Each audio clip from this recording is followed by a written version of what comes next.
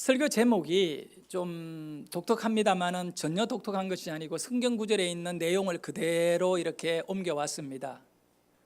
내가 떠나야 너희에게 유익하다고 하는 말씀입니다. 내가 없어지면 너희들에게 더 좋은 일이 일어난다, 이 얘기거든요. 그런데 사랑하는 여러분, 정말 친하게 지내던 친구가 영원히 나를 떠난다고 할 때, 아 그래? 바이바이, 편하게 보낼 사람 누가 있겠습니까? 사랑하는 가족이 죽음을 맞이할 때 기쁜 마음으로 잘 가라고 인사할 사람이 누가 있겠습니까? 예수님은 어느 순간이 되었는데 이제 제자들에게 떠날 것을 얘기합니다. 제자들은 그 예수님의 말씀이 사실이 아니기를 원했습니다. 떠난다니요, 아직 우리가 원하는 멋있는 그런 정치적 최고의 그 강한 나라를 세우는 것도 실패했는데, 아직도 로마의 식민지 상태에 있는데, 유대의 독립도 이루지 못했는데 어떻게 지도자인 당신이 우리를 떠납니까? 그냥 떠나는 것이 아니라 예수님은 뭐라고 말씀하느냐 하면, 내가 십자가를 지고 죽는다. 가장 잔인하고 혐오스러운 저주를 상징하는 저주받은 자의 모습으로 예수님을 떠나보낸다고 할 때 제자들의 입장에서는 그거는 용납할 수 없는 것고 받아들일 수 없는 것이고 인정하고 싶지 않는 것이겠지요.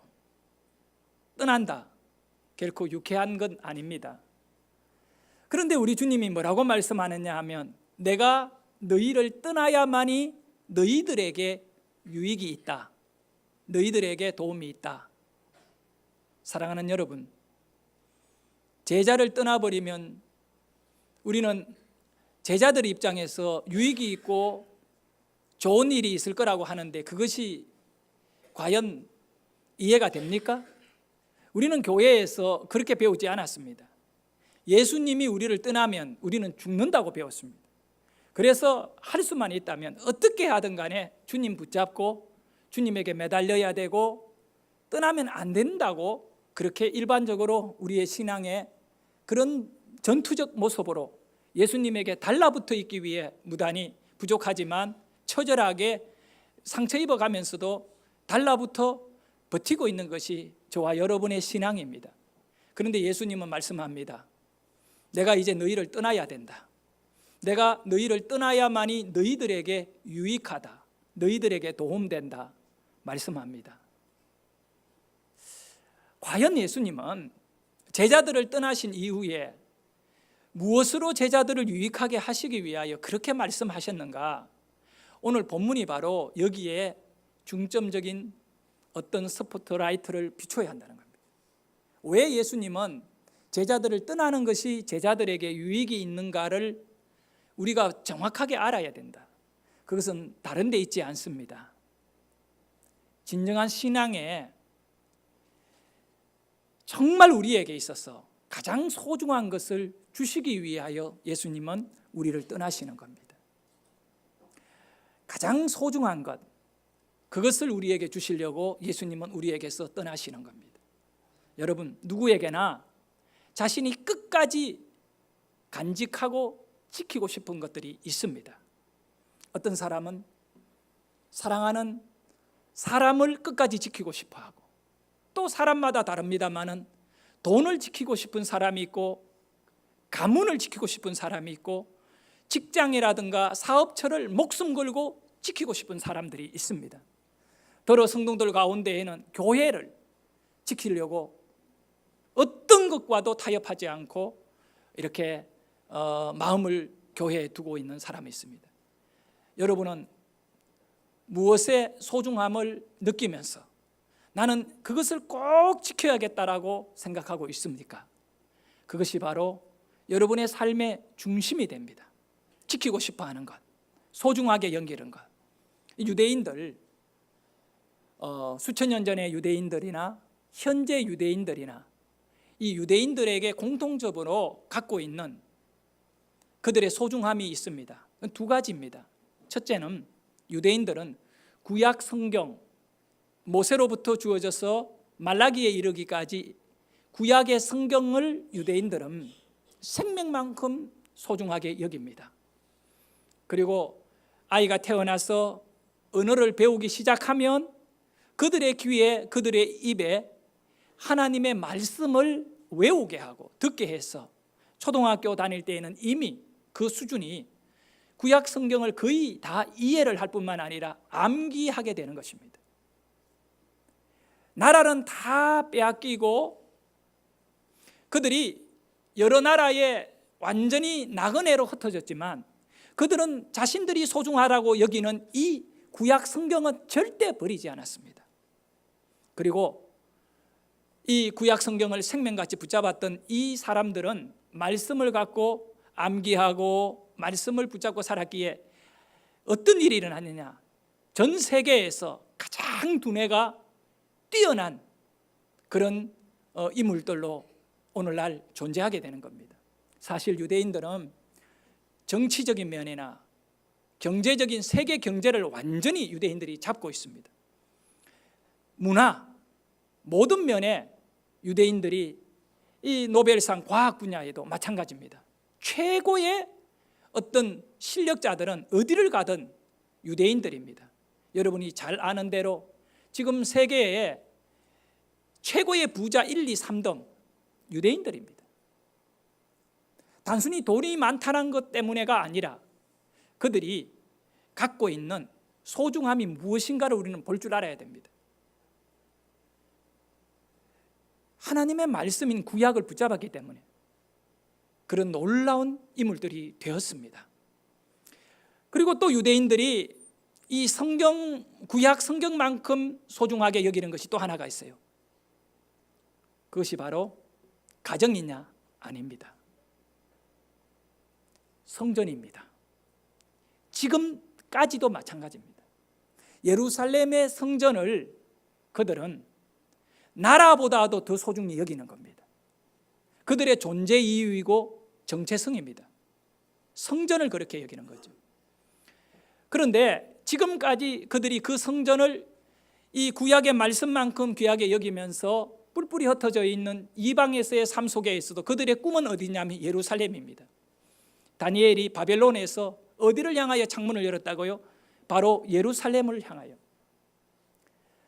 1948년 5월 17일에 이스라엘이 나라를 세우게 됩니다. 2000년 만에요. 나라를 잃어버린 지 2000년 만에 세우게 됩니다. 그 나라를 세울 당시에 수십만 명이 미국에서 그리고 유럽에서 나라를 세운다고 그 팔레스타인, 정말 척박한 광야 땅인 팔레스타인에 모여드는 것입니다. 유엔에서 이제 2차 세계대전이 끝나고 그 이스라엘을 국가를 인정해 줘 버리는 것입니다. 이 팔레스타인은 이미 나라가 존재하는 곳이고 그곳에 사는 사람들이 있습니다. 거기는 유대인이 살지도 않는 땅입니다. 지금은 세월이 많이 지나서. 그런데 그곳에다가 유엔에서 나라를 정해준 것은 바로 뛰어난 두뇌를 갖고 있던 유대인들이 세계 정치 무대에서 승리했기 때문에 그렇습니다. 근데 여러분 한번 생각해 보십시오. 그 유대인들이 살기 좋은 선진국 유럽이나 미국을 다 포기하고 그들이 나라 세운다고 어디로 갔어요? 팔레스타인으로 갔습니다. 그 초기에 1948년도에 팔레스타인으로 들어간 사람들 중에 태반이 전쟁으로 인해 다 죽었습니다. 그 팔레스타인에 있던 원주민들이 이슬람인데 갑자기 유대인들이 이주해가 들어오기 시작하고 자기네들 나라에 유대인들이 우리나라라고 하면서 유엔으로부터 인정을 받아가지고 거기 갑자기 막 총리가 만들어지고 또 이런 지역이 이렇게 어떤 그 지방 어떤 그런 것들이 나누어지고 막 깃발을 이스라엘 이런 국기를 만들어가서 막 올리고 이러니까 팔레스타인 사람들이 못 견디는 겁니다. 이 울분을 못 참는 거예요. 나라를 갑자기 자기 나라에 들어와서 조상 대대로 살아왔는데 종교가 다른 유대교가 들어와 가지고 이 이슬람의 입장에서는 못 견디는 겁니다. 그러니 이슬람 사람들이 어떻게 했나요? 하마스라고 하는 이 어떤 조직 단체, 이 테러 단체를 만들어 가지고 폭탄을 몸에 두르고 유대인들에게 달라들잖아요. 다 그래 죽었잖아요. 그러다 보니까 유대인들의 가족들이 또 당하게 되는 거거든요. 그러니 지금 이스라엘은 여자들도요, 나라를 지키려고 군대 의무적으로 몇 년씩 들어가서 이렇게 근무를 해요. 우리가 또 한편으로 생각해 보면 유대인들이 꼭 나라 세우려면, 나라는 크게 두 가지만 있으면 됩니다. 이 주권과 국민이 있으면 나라가 되는 거 아니겠어요? 영토, 주권, 국민인데 영토가 없었기 때문에 유대인들이 나라를 잃어버렸다면 미국이 얼마나 땅덩어리 큽니까? 가도 끝이 없는 땅을 갖고 있는 미국에, 아니면 중남미에, 또 적당한 곳에다가 유대인들 돈 많아요. 대한민국 땅덩어리를 몇 개를 사고 남을 만큼 돈을 많이 갖고 있어요. 그러면 그런 땅 하나, 미국에 있는 주 하나 정도를 로비하고 정치해가 여기 이스라엘이라고 하고 이스라엘하고 비슷한 환경 만들어 놓고 그곳에서 나라 세우면 더 잘 먹고 더 잘 살 건데, 보세요, 영토 있고 주권 있고 국민 있으면 되잖아요, 유대인들끼리. 그런데 그들은 그 살기 좋은 선진국을 버리고 팔레스타인의 폭탄들이 막 터지는 곳에 들어온 이유는 딱 하나예요. 왜? 예루살렘 성전을 세워야 되기 때문에 그렇게 온 거예요. 수천 년 동안 기다리고 있는 거예요. 그들의 중심은 구약과 뭐라고요? 예루살렘 성전이에요. 그런데 이 예루살렘 성전을 포기 못하는 이유가 있습니다. 왜냐하면 유대인들은 하나님께 제사를 지내면 하나님이 그곳에서 자기네들을 만나주시는 만남의 장소로 여기는 곳이 예루살렘 성전입니다. 그러니 지성소가 있고 성소가 있어요. 이 성전을 새롭게 회복할 것을 기다리면서 지금 돈도 있고 다 있는데 성전을 회복할 수 없는 이유는 그 자리에 이슬람 사원이 딱 버티고 있는 것입니다. 아마 그거 허물면 중동과 이스라엘이 대대적인 말할 수 없는 이 전쟁이 일어나니까 그 유대인들도 그걸 아니까 이제 남아있는 동편에 마지막 벽이 있어요. 주후 70년에 로마의 디도 장군이 그 독립 전쟁을 일으킨 유대인들과 수년 동안 전쟁을 치르면서 결국 디도가 이기게 돼요. 그렇게 이기고 난 다음에는 이 로마에서 가만히 보니까 유대인들이 끝까지 반란군을 일으키고 독립 전쟁을 하는 이유가 뭐냐면 성전을 중심으로 이루어져 있거든요. 그래서 성전을 완전히 예수님의 예언의 말씀과 같이 돌 하나도 돌 위에 포기지 않도록 완전히 성전을 허물어 버린 거예요. 다 허물고 남아있는 작은 벽 하나가 있는데 그 벽이 오늘날 유대인들에게 있어 통곡의 벽입니다. 왜 그들이 그곳에서 통곡하고 있느냐 하면 성전을 잃어버린 이후에 언제 이곳에 성전이 다시 세워질까 눈물로 그 벽을 붙잡고 그 벽이 이제 그루터기가 되어 뿌리가 되어 다시 그 벽을 중심으로 성전을 회복할 거라고 하는 그들의 중심에 가장 귀한 것이 구약 성경과 성전이기에 성경은 붙잡고 있지만 성경에서 말씀하고 있는 제사 형식을 드릴 수 있는 성전을 확보하는 것입니다. 그들에게 있어 성전이 없다는 것은 성경을 가지기는 가졌는데 이 성경 속에 나와 있는 제사를 지내지 못하기 때문에 그들은 오늘날도 정말 이 성전 회복만을 열망하면서 간절히 기다리고 있는 거죠. 여러분, 유대인들이 구약 성경 잡은 것은 잘했습니다. 그러나 성전 붙잡고 있는 것은 잘못된 것을 중심에 붙잡고 있는 것입니다.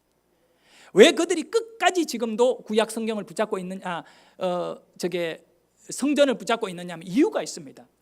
신약 성경을 받아들이지 않았기 때문에 이 구약에서 가장 중심에 있는 성전을 못 버리는 거예요.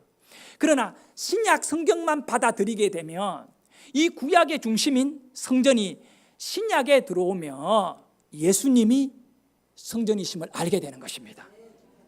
그래서 예수님은 이 성전을 헐라 3일 만에 내가 성전을 세우리라. 이는 자기 몸을 가르쳐 말씀하십니다. 유대인들이 예수를 메시아로 그리스도로 받아들이기 위해서는 가장 먼저 해야 될 것은 지금 붙잡고 있는 구약의 중심이었던 성전을 놓아야 됩니다. 이걸 놓고 참 성전이 되시는 예수님을 받아들여야 됩니다. 그렇지 않고는 그들이 계속 잘못 갈 수밖에 없는 것입니다. 우리 예수님은 오늘 저와 여러분에게 가장 소중한 것을 붙잡기를 원합니다.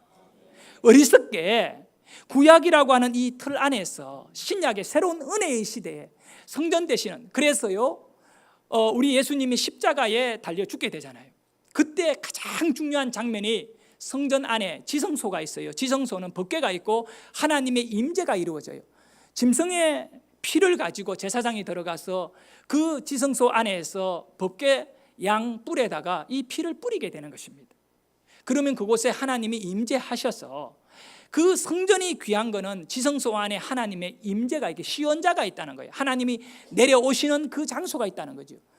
그런데 유대인들이 그 하나님의 임재를 열망하는데, 오늘 우리에게 있어서는 예배 가운데 하나님은 임재하시거든요. 그 성전의 지성소가 아니라 여러분이 드리는 예배 가운데, 기도 가운데 하나님은 임재하십니다. 이것이 바로 신약에, 그래서 예수님은 말씀하시는 거예요. 내가 떠나야만이. 예수님이 여기 계시면 성전이 가장 중요하게 보여. 예수님이 떠난다는 것은 십자가에 죽는다는 거예요. 죽고 하나님 나라로 올려가신 이후에 어떤 일이 일어나느냐 하면, 오늘 말씀을 다시 한번 읽어볼까요? 요한복음 16장 이 말씀의 7절에 우리 같이 읽습니다. 그러나 내가 너희에게 실상을 말하노니 내가 떠나가는 것이 너희에게 유익이라. 내가 떠나가지 아니하면 보혜사가 너희에게 오시지 아니할 것이요 가면 내가 그를 너희에게 보내리라. 아멘. 여러분, 여기에 나와 있는 예수님이 떠나가야 우리에게 유익하대요. 그럼 떠나가면서 우리에게 뭘 보내주겠다고요? 보혜사를 보내줍니다. 그럼 이 보혜사는 요한복음 14장 26절에 보면 이 보혜사가 정확하게 뭐로 되어 있느냐면, 자, 우리 한번 읽어봅시다. 시작. 보혜사 곧 아버지께서 내 이름으로 보내시 성령 됐습니다. 예, 이 보혜사는 뭐라고요? 성령이다. 성령. 그러면 이 보혜사, 예, 보혜사가 뭐냐 이거예요. 성령인데 이 보혜사가 우리의 중심에 주기 위하여, 그러니까 예수님을 중심으로 여기는 제자들에게 내가 떠나겠다는 겁니다. 그러나 내 이름으로 아버지에게 가서 너희 모두에게 뭐를 보낸다고요? 보혜사를 보내. 사실은 예수님이 육체로 있으면 12제자만 데리고 있을 뿐이에요. 그러나 떠나서 보혜사를 보낼 때는 모든 사람에게 보내는 겁니다. 자, 보혜사. 따라하지, 말 안 해도 따라하니까 참 여러분 감사해요. 보혜사가 뭐냐 하면 한자로 보호하다는 뜻이에요. 고개를 끄덕끄덕하면 이제 돌을 터득합니다. 바보가요, 돌을 터득할 때 입을 딱 벌리고 이게 바보 도 트는 소리입니다. 입은 안 벌렸지만 고개를 끄덕이니까 이해가 되나 봐요. 성령이 우리에게 가장 중요하게 역사하는 게 뭐라고요? 보호한다는 거예요. 여러분을 지켜주시는 거예요. 죄로부터 지켜주시고 악한 사탄의 그 모든 이 흑암의 권세에서 우리를 지켜주셔요. 그래서 성령 받아야지요. 그래서 주님이 우리를 지키려고 우리를 떠나시는 거예요. 주님의 이름으로 아버지로부터 성령을 내리. 이 성령이 뭐냐? 바로 예수님의 영이거든요. 그 예수님이 우리 안에 들어오시겠다는 거예요. 보혜사입니다. 그 다음 뭐라고요? 은혜지, 은혜. 은혜가 중요해요. 여러분, 노력으로 살지 않고 은혜로 살기를 원합니다. 은혜로 살아요. 하나님의 은혜를 우리에게 보내시겠다. 주님이 떠나신 이후에 뭘 보내겠다고요? 은혜를 보내겠다. 은혜롭게 만들어주겠다. 그리고 끝으로는 이 보혜사, 가르쳐주겠다. 스승이 되겠다. 스승이 되겠다는 거예요. 성령은 오늘 우리에게 오심으로 인하여 나를 보호해 주시고 나를 은혜롭게 하시며 나를 이끌어 가시는 거예요. 목자가 되시는 거예요. 목자가 되심으로 우리의 길을 안내하시는 거예요. 그러니까 예수님은 육체의 몸으로 계속 제자들에게 머무는 것이 아니라 십자가를 죽으심으로 구약의 성전을 없애버리고 더 이상 짐승의 피를 갖고 제사 지내지 못하도록 자기 몸의 피를 갖고 하나님께 제사를 지내버린 이후에 우리들로 하여금 어떤 일을 하느냐 하면, 성전이 뭡니까? 예배입니다. 제사입니다. 백성들이요 하나님께 나와 제사하는 거거든요. 근데 성령이 왜 우리들에게 오셔야 하느냐 하면 예배를 위해 오시는 거예요. 뭘 붙잡고 있느냐? 신앙생활에 이것도 굉장히 중요해요. 여러분, 오늘 주님은 핵심적으로 두 가지를 우리에게 붙잡으라고 말합니다. 그것은 바로 신약 성경입니다. 또 하나는 성령입니다. 예배의 핵심은 우리의 삶이 되어야 돼요. 예배를 드리기 위해서는 우리의 심령 안에 성전이 이루어져야 돼요. 예배의 장소는 성전이거든요. 그런데 고린도전서 3장 16절에 보면 너희 몸이 하나님의 성전인 줄, 전인 줄 알지 못하느냐? 알아라는 거예요. 여러분의 몸이 뭐라고요? 왜 성전입니까? 하나님이 임재하니까. 그런데 성령이 없다면 절대로 하나님이 우리에게 임재하지 않습니다. 성령으로 인하여 하나님의 임재가 이루어지는 거죠. 너희 몸이 하나님의 성전이다. 근데 유대인들은 자기 몸이 자기에게 성령이 임하고 하나님의 영이 임하여 하나님께 예배한다는 사실을 모르고 지금도 눈에 보이는 건물을 세워놓고 그 건물 안에 들어가서 짐승 잡으려고 하고 있습니다. 그리고 또 이 예배의 가장 중요한 것이 뭘까요? 하나님의 말씀이에요. 여러분, 여러분의 몸을 하나님께 산 제사로 드려야 되는데 이것은 영적인 예배라고 그래요. 로마서 12장 1절에 보면 너희 몸을 하나님이 기뻐하시는 산 제물로 드리라. 이는 너희가 드릴 뭐라고요? 영적인 예배니라. 자, 따라합니다. 영적인 예배. 이 예배가 생명입니다. 이 예배를 잃어버리면 안 돼요. 요한복음 4장에 보면 예수님이 이방인 저 사마리아 여인과의 깊은 대화를 나누시는 장면이 나옵니다. 그때 이 여인이 가장 궁금했던 한 가지 질문을 던집니다. 당신 유대인들은 예루살렘에서 하나님께 예배를 제사를 지내야 하나님이 받으신다고 하는데 우리는 이 사마리아에 있는 그리심 산에서 하나님께 제사를 드리는데 정말 우리의 제사는 하나님이 받지 않습니까? 라고 하는, 예루살렘이냐 아니면 이 그리심 산에서도 사마리아에서도 드리는 제사를 하나님이 받아주느냐고. 왜냐하면 당신은 선지자이니이다고 고백하고 예수님을 선지자로 보고 하나님의 신령한 계시의 영이 통하는 사람이니까 알 거라고 질문해 본 거예요. 그런데 우리 예수님이 뭐라고 대답하시느냐 하면 예루살렘도 아니다. 이곳 사마리아에 있는 이 산도 아니다. 하나님은 영이시니 하나님에게 참되게 예배할 때가 오나니 곧 이때라. 그런데 이때가 언제냐면 하나님께 예배하는 영과 진리로 예배할지니, 이렇게 예배하는 자를, 이렇게는 곧 영과 진리로 예배하는 자를 하나님이 어떻게 한다고요? 찾으시느니라. 지금 이 은혜의 시대에는 하나님이 누구를 찾느냐 하면 예배자를 찾는 것입니다. 무엇과 무엇? 영과 진리입니다. 여기에 영은 성령을 말하고 여기에 진리는 말씀을 말하는 것입니다. 우리가 오늘 신약 성경을 붙잡고 하나님께 성령의 감동을 받아 우리의 몸이, 육체가 하나님의 전임을 하고 내 몸에 성령이 임할 것을 알고 예배하면 하나님이 오늘 여러분에게 만나주시는 것입니다. 여러분의 인생의 문제를 만져주시고 해결해 주시고 살려주시고 치료해 주시고 길을 열어주십니다. 이 예배의 주인공이 되시기를 바랍니다. 이 예배자를 하나님은 찾으십니다. 여러분, 이 영국이라는 나라는요 참 독특한 나라입니다. 원래 그 섬에 오랫동안 살던 원주민들은 가난하고 착하고 온순한 사람들이었습니다. 그런데 이 영국에 해적들이 나타나기 시작했습니다. 위로 올라가면 그 해적들은 원래 이 게르만족이라고 합니다. 이 게르만족의 또 한 분류인 앵글로와 색손족들이 원래 이 게르만족은 스칸디나비아 반도의 그 북쪽, 유럽의 북쪽 무대를 거느리던 그 거친 이 바다, 그러니까 노르웨이, 덴마크 이쪽의 사람들입니다. 아주 미인들이죠. 여자들은.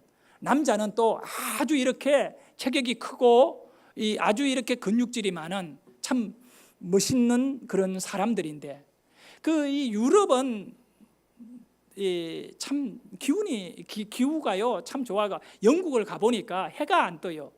1년에 해가 뜨는 날짜가 제한적이에요. 그래서 이 영국 사람들의 피부가 자외선을 받지 않아가 다 백옥같이 희고 그렇습니다.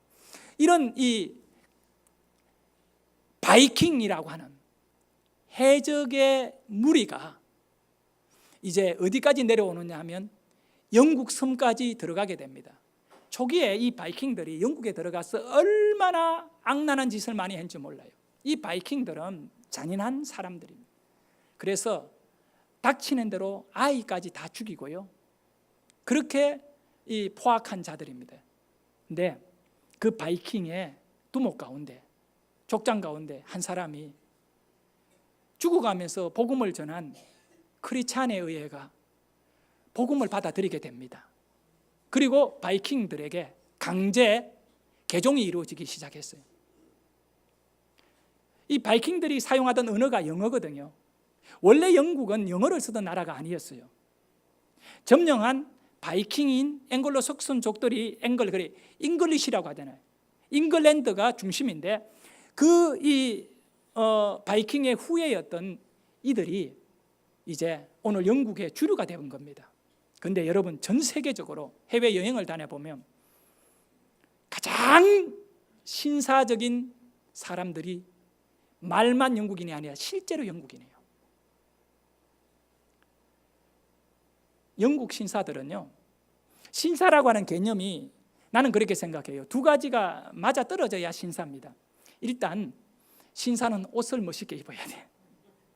거지를 보고 누가 신사라고 합니까? 아무리 착한 거지지만 거지예요. 근데 영국 사람들은 옷을 아주 멋있게 입어요. 참 하나님이 주신 귀한 그런 은혜인 것 같아요. 또 한 가지는 그 포악한 바이킹이었던 도적대들이, 해적들이 복음이 들어가니까, 하나님의 말씀이 들어가니까 어떻게 되느냐 하면 다른 사람을 배려할 줄 알고, 다른 사람의 어떤 그런 상황들을 좀 이렇게 존경하면서 이 서로의 인간관계가 형성되는 거예요. 그래서 영국은 신사의 나라가 된 것입니다.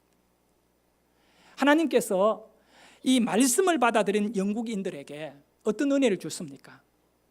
산업혁명을 일으키게 하고요, 현대 민주주의의 정신이 어디에서 왔냐면 영국 의회 정치에서 온 거예요. 사실은 전 세계적으로 이런 경제적으로 아주 부강하고, 지금도 마찬가지로 영국은 세계 경제를, 이 금융가를 장악하고 있을 정도로 이렇게 아주 힘 있는 나라이거든요. 조그만한 땅덩거리지만 바로 그들이 성경을 붙잡으니까, 말씀을 붙잡으니까 변화가 다 일어나는 거예요. 그리고 그 해적에서 신사로 바뀌어지는 것이죠. 우리는 오늘 이 기독교인으로 신앙생활하면서 뭘 붙잡고 있느냐 이거예요.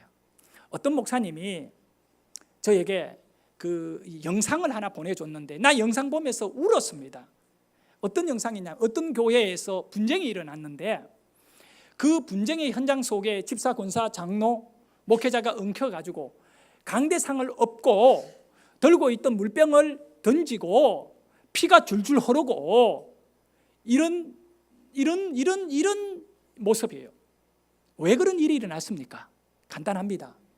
건물을 차지하려고 두 부류가 서로 교회를 장악해야 되는데, 춘천에 있는 어느 교회였어요. 이 건물 안 뺏기겠다는 겁니다. 여러분, 우리에게 진짜 중요한 게 뭡니까? 건물이 아닙니다. 우리가 믿음을 뺏기면 안 됩니다. 성령을 잃어버리면 안 됩니다. 그런 신앙이 되어야지. 아니 한족 부류가 우리 이 건물을 가지겠다고 목숨 걸고 달라들면 너희는 그거를 가치 있게 여기느냐? 너가 가져라. 우리는 진짜 성령의 충만함을 갖겠다. 이렇게 하고 치고 나가면 안 돼요? 아니 어떻게 보면 말입니다. 예? 뭐 이단이 들어와서 교회를 뺏는다면 용납 안 하겠지만, 그러나 오늘 우리에게 있어서 마찬가지입니다. 유대인들이 지금도 성전이라는 것을 못 버리고 있듯이, 우리 기독교인 저와 여러분이 만약에 눈에 보이는 것을 못 버린다면, 예수님이 우리를 떠나면서 내가 성령 보혜사를 보내기 위해 가지고 내가 너희를 떠난다고 하는데, 주님이 떠나면서까지 가장 소중한 것을 우리에게 주려고 하는 그 목적을 잃어버리면 안 되는 것입니다. 우리가 하나님께 예배를 드리고 이 예배가 살아야 되는데, 이 예배의 핵심이 뭘까요? 바로 요한복음 4장에 결국 사마리아 여인에게 우리 예수님이 하신 그 말씀 23절과 24절에 보면 나와 있습니다. 우리 다시 한번 읽어보도록 하겠습니다. 요한복음 4장 23절, 아버지께 참되게 예배하는 자들은 영과 진리로 예배할 때가 오나니 이때라. 네, 그렇습니다.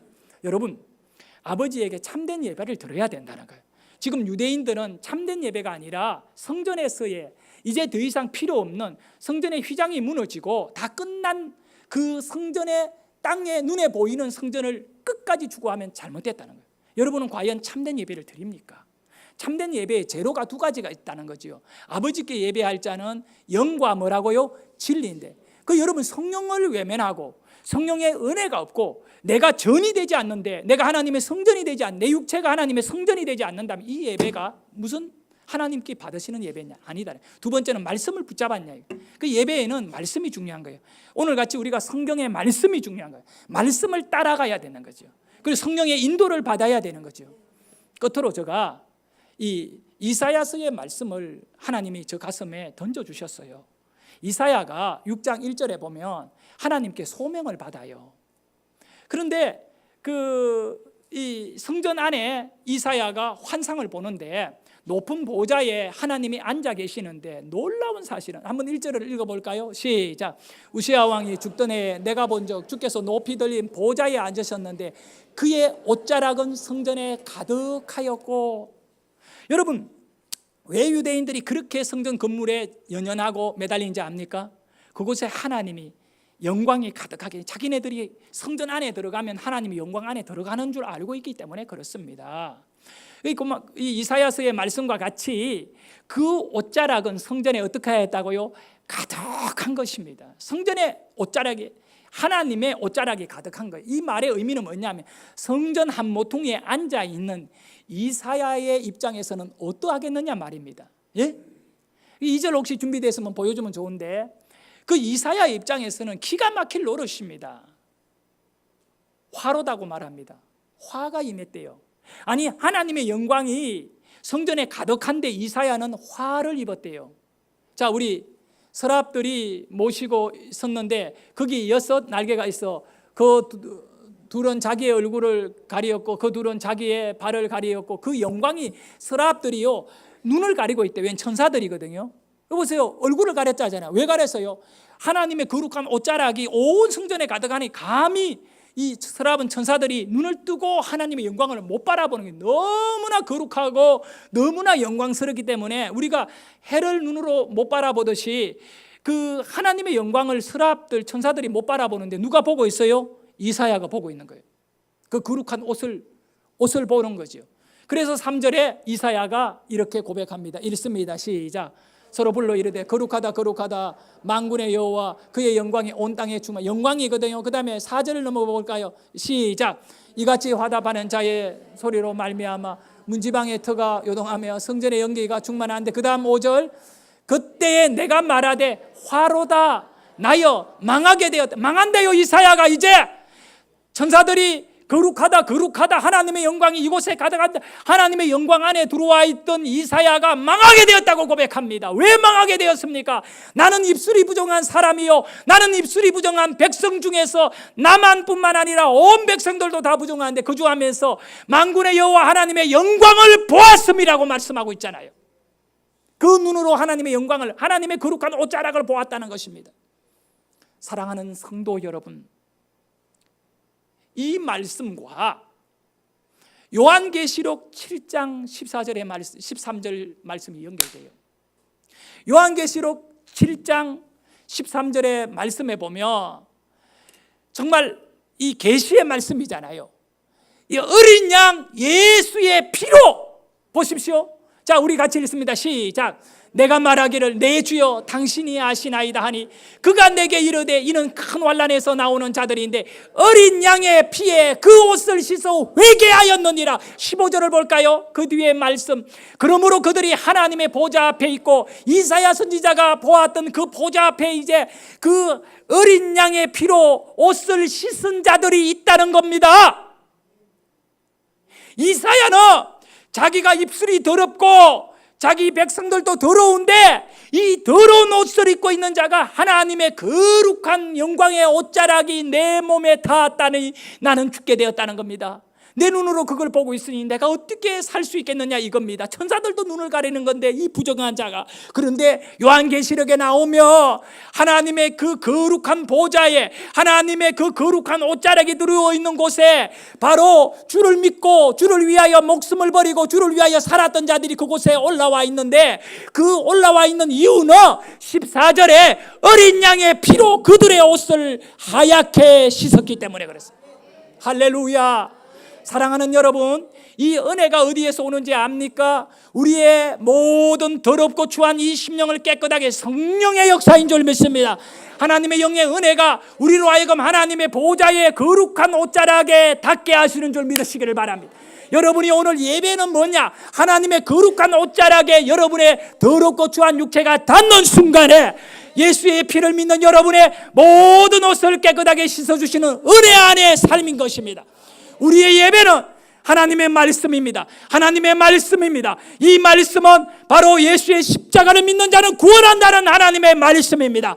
이 말씀을 가슴에 안고 하나님께 나와 예배하는 가운데 우리 주님께서 여러분에게 성령을 보내주시고 여러분의 심령과 육체와 삶을 거룩하게 만들어주시는 겁니다. 우리의 옷을 예수의 피로 씻어서 우리로 하여금 거룩한 백성이 되어 하나님 앞에 예배하게 한다는 것입니다. 우리의 예배는 보좌 앞에 예배인 것입니다. 주의 은혜 안에 우리가 예배하는 순간에 어떤 일이 납니까? 이 분야에서 정말 우리가 잘 아는 대로 출애굽기 17장에 보면 모세가 이스라엘 백성이 아말렉과 전쟁을 치를 때 여호수아가 전쟁의 현장에 나가 있는 것입니다. 그때 모세가 하나님께 뭘 하였다고요? 손을 들었던 것입니다.